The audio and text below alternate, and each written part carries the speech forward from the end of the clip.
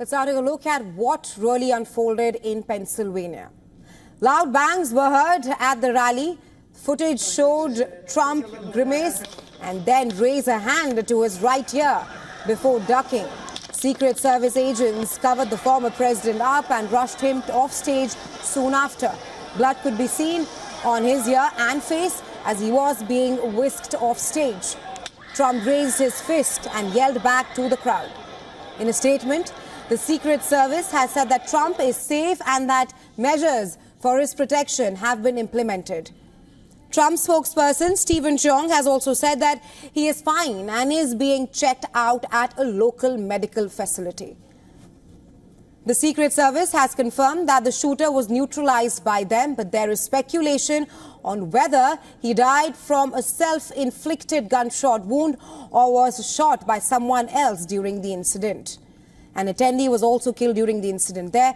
According to the Secret Service, one rally attendee is dead and 2 others are critically injured.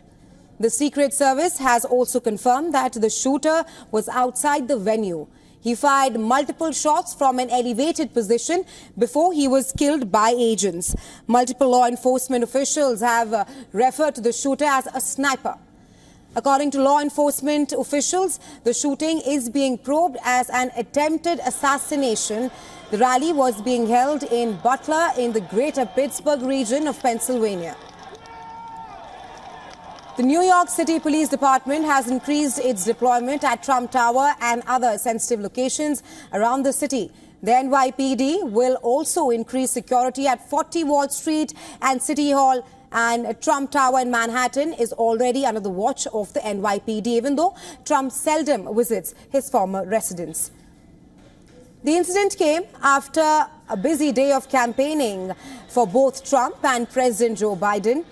In an address from Delaware, Biden has condemned the shooting, saying there's no place in America for this kind of violence.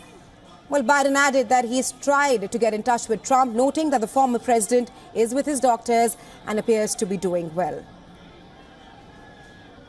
Trump has said in a Truth Social statement that he knew immediately that something was wrong. He said he heard a whizzing sound, shots, and immediately felt the bullet ripping through the skin. Trump said he was shot and hit by a bullet in the upper part of his right ear, adding that it is incredible that such an incident can take place in our country.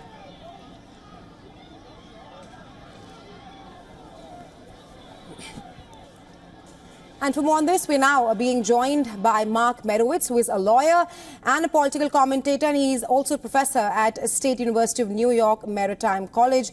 He's joining us live from New York. Welcome to the show, Mr. Merowitz. It's unfortunate to witness such an incident on a former U.S. president, the first assassination attempt since the attempt on Ronald Reagan. Talk to us about how could have this happened, about the security apparatus on a former U.S. president, and how does it matter politically, considering that U.S. is in an election year? I mean, this is an earth-shaking event.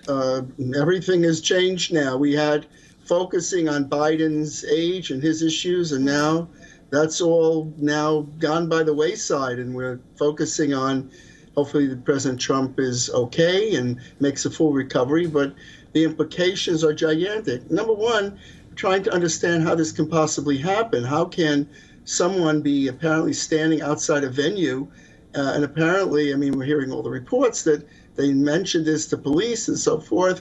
Well, what's going on here? I mean, this is just atrocious. I mean, we certainly had in American history a number of assassinations and assassination attempts, as you mentioned, Reagan, also President Ford. There was an assassination attempt.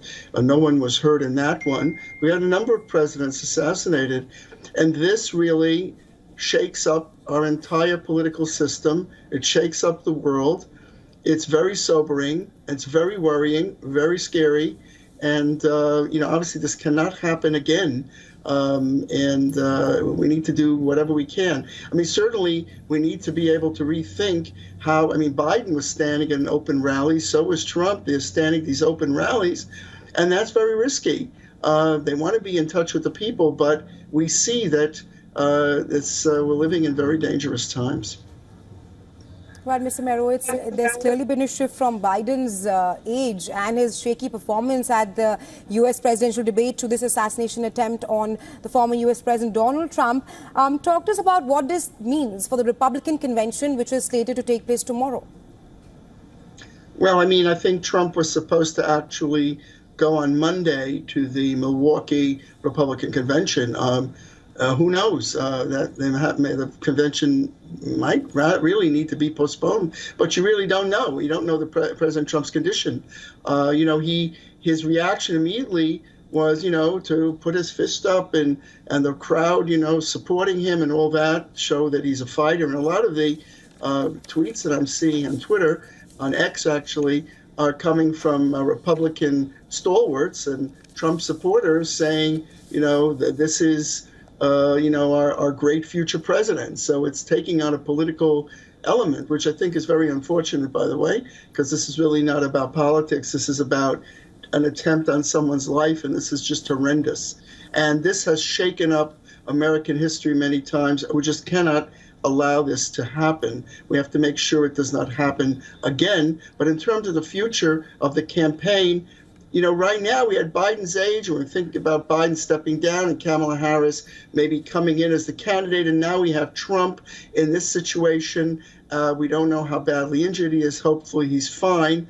But, he's injured on a Saturday. Is he going to be able to attend a convention on Monday? Who knows? We're dealing with Donald Trump. So you always expect the unexpected. Hope he's fine and perfect and can attend, but they may have to postpone it. But it really changes, I think, the tenor and the temperature of the political campaign.